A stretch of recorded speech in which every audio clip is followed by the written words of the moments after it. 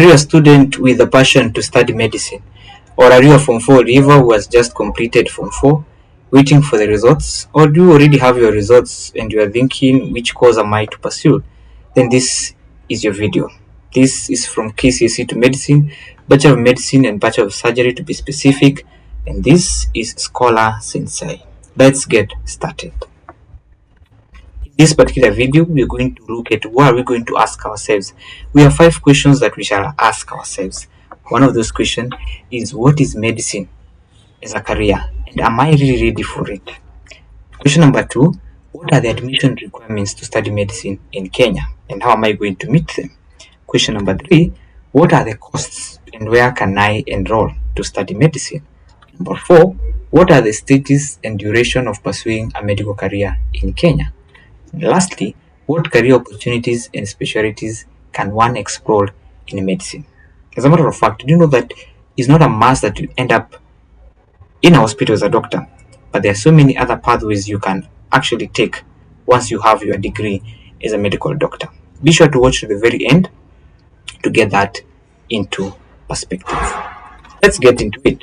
So, what is medicine as a career?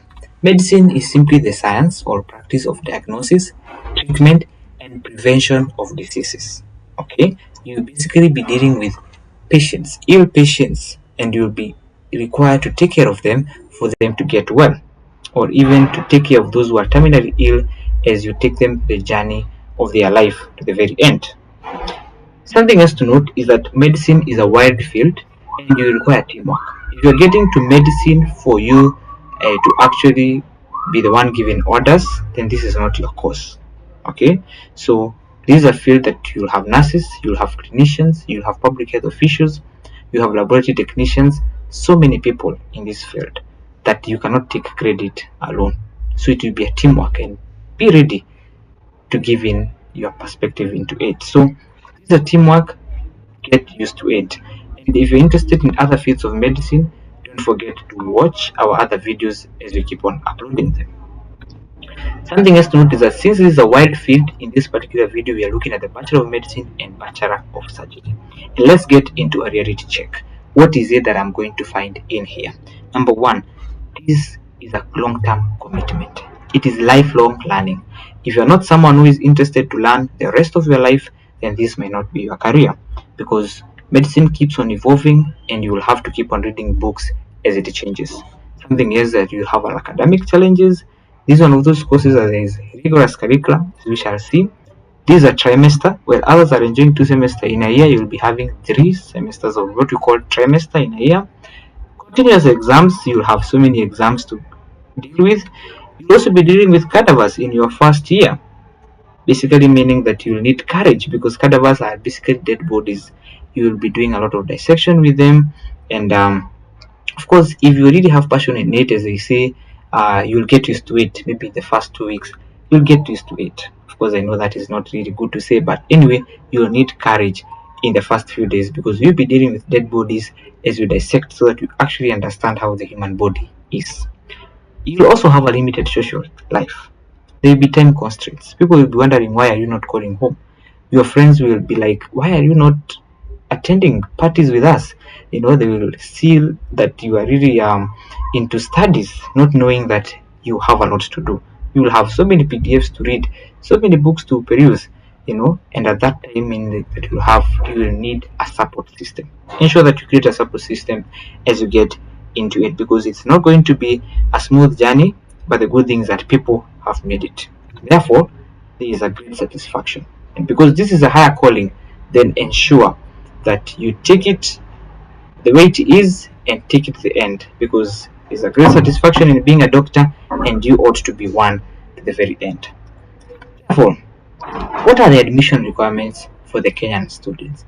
What really do I need to do for me to get to medical school? So I'm interested. We have looked at what medicine is. I think I'm interested in medicine. So what are the admission requirements? We have what we call the direct entry. Okay, for you to study medicine in Kenya, you need a minimum KCSE grade of A or an A minus. However, take this. However, in the low end, in what people know out here, is that you can actually do medicine with a B plus or even a B. Okay, The only thing that throws you out is competition. That's why I've said is a mid grade of A or A minus. So that does not mean that you cannot do it with a B plus or a B, and I will be explaining that later as we proceed. So for now, be safe. Be sure that if you have a mid grade of A is the safest. A minus is more of lucky. Okay, that is a direct entry by COOPS. So what happens is that COOPS calculate your points using raw marks. When I talk about raw marks, I mean, for instance, in your mathematics, you might have scored an A plane. You have two people who have scored A planes, but these A planes are not in equal measure. One of these A planes is an A plane of 85, the other one is an A plane of 100%, for instance, in mathematics. So that will come into big play when calculating your points, as we shall see right now. So for you to get what you call the cutoff points, because this is what is going to determine whether you'll be able to do medicine or not. It is out of competition. Competition is the order of the day in the Kenyan issue. Okay, these things will come into play for you to calculate the cutoff points. Actually, two things. One is the overall grade, that is the A or the A minus. So we're saying that the ones who have an A of 84 points, 83, 82, 81, as it reduces, have a higher chances to do medicine with a direct entry. Okay. Something else will be checked is what we call cluster subjects. Cluster subjects are basically subjects that have been set aside by a certain regulatory body, in this case the KMPDC or KMPDU, in order to ensure that those who are doing these courses have met the minimum requirements.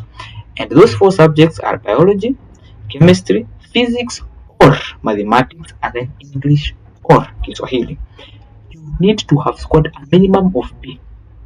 If in any of these, biology, chemistry, physics, mathematics, English, you score less than a B, you cannot study medicine in Kenya. But note better, in these two cases here, even if you don't score a B in physics or English, but you do score it in mathematics and Kiswahili, you can actually do medicine. So this is an alternative. Okay? But we are saying that ensure that you get a high grade of A or an A minus in these four, so that you are on a better trajectory to doing medicine. So that's how we calculate your cutoff points. We don't really have the very right formula to calculate it, but it will come as a result of your four subjects together with your overall grade. This will matter. The two of them will matter. Okay, and cutoff points, basically the total cutoff points is usually 48, to mean that it is 12 times the 4, 48, and this is what is going to be used to calculate it. So once you get your COOPS results, COOPS will give you a certain number like this: 45.12, 44. Anytime you find yourself with a 45 and above, know that you are better off. You are likely going to do medicine with a direct entry from COOPS. That one at least is kind of a bit assured. Okay, sometimes in the University of Nairobi, you find like in the year 2023, candidates were cut off by a cutoff point of 45.5, something of that number, and therefore cutoff points are very, very important. So this is what basically you're going to look at when you talk about direct entry. You need to ensure that your overall grade is okay, your cluster subjects are okay, so that you have a stronger cutoff point. Let's get to the second pathway, that is the alternative pathway. So here you can be able to have diploma holders who are going to do clinical medicine. Those who have done clinical medicine, nursing, or any related field may actually apply to do medicine in Kenya, so long as they have met the minimum requirements in those particular fields of diploma. Okay, degree holders can also do medicine, that's graduates of relevant science degrees, biochemistry, and etc. Protocol credit transfer. Something of importance to note is that in medicine, you cannot really say, since I have a clinical medicine diploma, I can actually go back and do 2 years of medicine so that I become a doctor. Not at all. You have to start from zero, from where everyone else is starting. So that is one thing that people need to understand with this degree. So let's get on. I'm interested in medicine. I have met the requirements. So what next? Where will I go? Where will I study? In Kenya, you can study this medicine in either a private university or a public university. Okay, so the public universities that we have the University of Nairobi, UON, Moi University, Kenyatta University, Egerton, Jomo Kenyatta, JKUAT, Maseno, Masinde Muliro, that is what they call the MAST, and then the Kisii University. We also have private universities. We have Aga Khan, Mount Kenya University, Kenya Methodist University, or Uzima University. Okay. So how do I get in here? You'll get through here through one of those ways is through groups, and I think we've explained how they will get you there. And then the other one is through self-sponsored. Okay, and actually this is the majority of the students are self-sponsored in all these universities, both public and private. Majority of them are self-sponsored. But of course, in private universities, it is all of them are self-sponsored. Government does not sponsor students in private universities these days. And therefore, through self-sponsored, we have locals and we have foreigners as well. So this video is for all of you. Let's get on. So let's get deeper into the sponsorship. Okay, so we have the government sponsorship, as we said. You said that we have now what we call a quota per university. What will make people be pushed to go and study medicine from their own pockets? They pay from their own pockets. It is what we call the quota per university. Each public university has a limited number of slots, usually allocated by the courts. Okay, the number will vary yearly based on the national need and funding. For instance, in UON, it may admit 150 to 200 government-sponsored students, while smaller universities may only admit 50 of those government-sponsored students. Okay, so take this look. We have, for instance, a number 7. We have 8 public universities that offer medicine. Okay, each of these universities, only University of Nairobi has the capacity to take 150 to 200. All the others usually take 50. In fact, I know of 2 universities that took only 50 government-sponsored students in the year 2024. Okay, so let us take it as 50. So 50 multiplied by the remaining 7 universities, that is about 350 students. Add 150 to give you 500 students. So we are talking about 500 students being sponsored by the government out of maybe the possible 1,500 who have scored A planes. And still we have so many who want to do medicine and they have A minuses, and other so many who have B pluses and they still want to study medicine. This is now what makes people to go for the self-sponsored, and this is what pushes the cluster points too high. So that's why you have the cutoff very high, because the government can only sponsor very few because of course of the national need and the funding issues. That is of importance to know. That's why we say those still in school, work hard if you still want to do medicine, because this is very, very real in terms of cutoff. Okay. Next is that private universities will only admit self-sponsored students. This is of key to note. With the new funding model that came with this government, is that as of now, all the students who are going to private universities can only pay for themselves. Therefore, they fall under self-sponsored students. The second option, of course, is the self-sponsored, and we are saying that they are fully funded by a parent, a guardian, or a financial institution. They apply direct to the university. There is no relationship between the self-sponsored and groups. And then you should apply early. This is actually a tip I'm giving you. If you come to the realization that you have an A minus or you have a weak A, in as much as you have hopes with groups, go on and apply these particular courses. They are online and they have a fee of maybe 1,000, 2,000, 3,000 shillings maximum. Please go and apply as early as you can, so that they are able to process you immediately. These slots usually are filled in within a month. For instance, University of Nairobi, within 1 month, the positions are usually filled and it's done. Therefore, it is of importance for you to do it early enough. Let's look at the cost as of 2024. Of course, these numbers keep on changing, so it's important to keep on checking their website. So for the locals, it may take you between 500,000, that's half a million, to 700,000. Those are the tuition fees only. And then now you've not talked about housing, you've not talked about food and other miscellaneous costs, and therefore it's really an expensive career, of course, to deal with.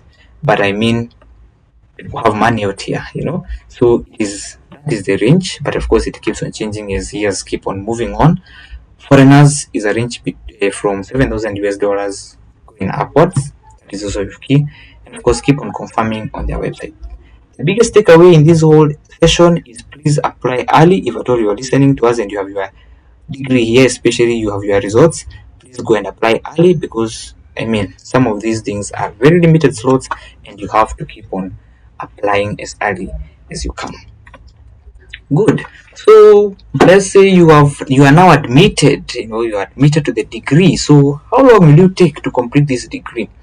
So typically, the standard duration is 6 years. Of course, this can extend because of various factors, strike and some unavoidable circumstances, but it is 6 years, including 1 year of internship, and it's a trimester. I think I explained this, and they say that you'll be having three terms. For those who don't understand trimester, 3 terms for the high schoolers, like first term, second term, third term. So you'll be having 3 terms, with other degree courses having 2 semesters, and then the other courses will have a very long holiday between April and August. For you, that one is another semester for you, and therefore that's why it's called a trimester.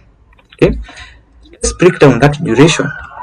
So we have what we call clinical years, that is year 1 to year 2. You have what we call foundational sciences. You learn anatomy, physiology, biochemistry. This is basically how the human body is.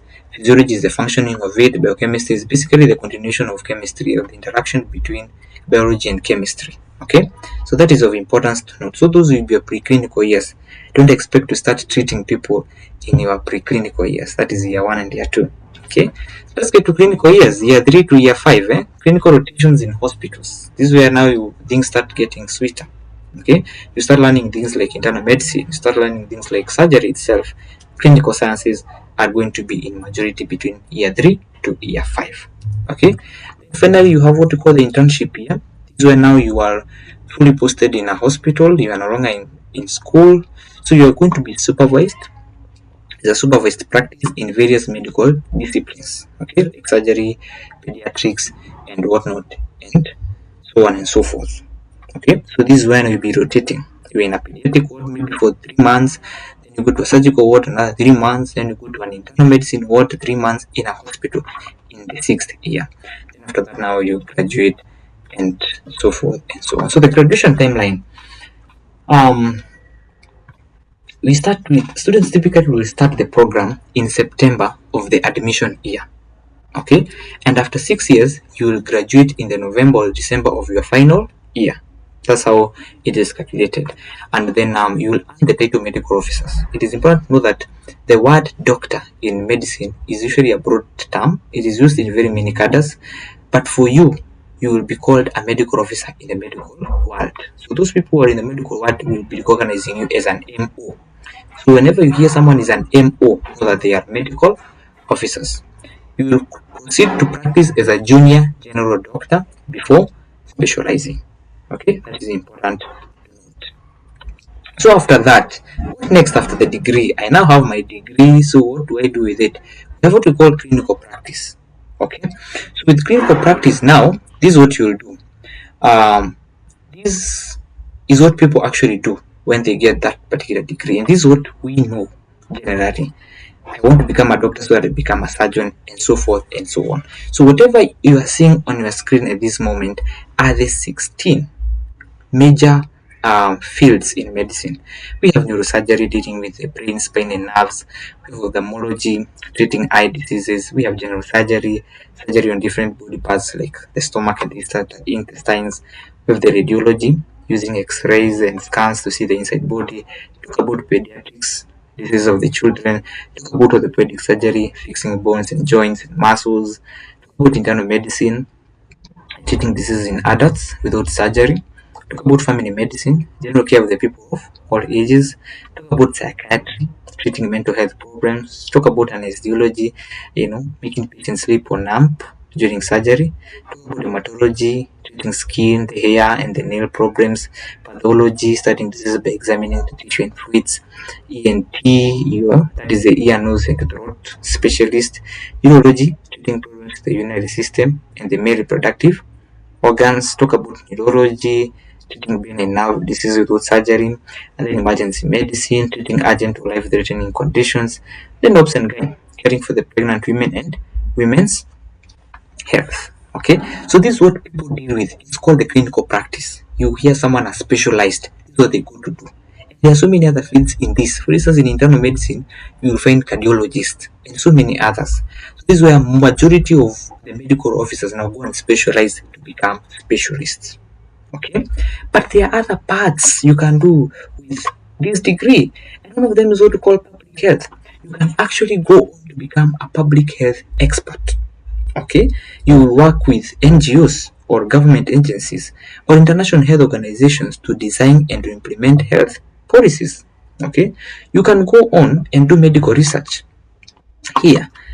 Okay, so you will pursue a PhD on advanced research program to specialize in specific fields. Then you will collaborate with universities or pharmaceutical companies or research institutions. So this is also a career path you can take after that degree. You can also go into teaching so that you become a teacher in medical school. For instance, those who will be teaching you are they have taken this as a path, although you still continue with your clinical practice so that you are relevant to what is happening on the ground. You can also do what you call non-clinical parts. We have doctors who have gone on to become journalists and lawyers. By the way, we have doctors who have gone to become medical entrepreneurship. This is where now you deal with maybe you decide to go into selling stuff like drugs to hospitals, and yet you are a doctor. So you quit your clinical practice, then you go to the entrepreneurship aspect. Okay, it's health administration. You enroll in programs like an MBA, a master's in healthcare management. So to work as an hospital administrator, you become a CEO, or you become a policy advisor, or you become a health consultant, or you are employed in Ministry of Health to tackle issues to do with policies and stuff. So that is also a path that you can take. Okay, you can also decide to be a politician. We have doctors who have quit clinical practice and they have gone to become politicians out there. It's also a path you can do, and you maybe get positions like the chairperson of the health committee in parliament or stuff, sort of stuff, or even become a cabinet secretary of health, like we do have. You can also decide to be a religious. We have pastors, religious sisters, priests, whatnot, who have been doctors.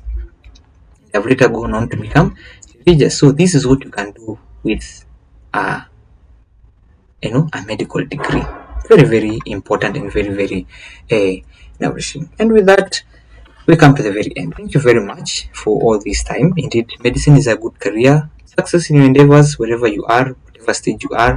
Don't forget to like this video, subscribe, please subscribe, so that we may be able to do more of these videos to continue to help everyone in the society. To subscribe, and let's see each other next time.